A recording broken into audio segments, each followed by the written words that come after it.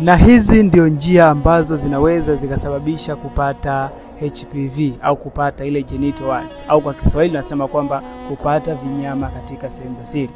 Njia mojawapo ni kushiriki tendo na mwenza wako akiwa na hali ya namna kama hii. Huenda akawa nao ile dalili ya kuwa na vinyama ambavyo vinajionyesha katika sehemu zake za siri, au wakati mwingine inaweza ikawa hali hiyo ipo kwa ndani.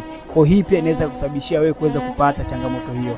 Njia ya pili ni kutoka kwa mama mjamzito kwenda kwa mtoto wake wakati anajifungua. Na hii imekuwa ikiathiri watu wengi sana ambao wamekuwa wakipitia hali kama hii. Wamama wajawazito wamekuwa wakipitia hali kama hii, lakini wanashindwa kutambua kwamba hii ina madhara kwa watoto wao. Na ndio maana sasa hivi unakuta kama mama mjamzito amekuwa akipitia hali ya kuwa na vinyama, basi huwa anashauriwa kuweza kufanyiwa upasuaji ili uweze kutatua changamoto hiyo, kuweza kumlinda mtoto asipate hali kama hiyo. Na njia ya tatu, hii ni kutokana na skin contact, tunasema kwamba mgusano wa ngozi na ngozi. Kwa hiyo pia inaweza kusababisha kuweza kupata tatizo hili kama utagusana na mtu ambaye ameasiliwa na changamoto kama hii.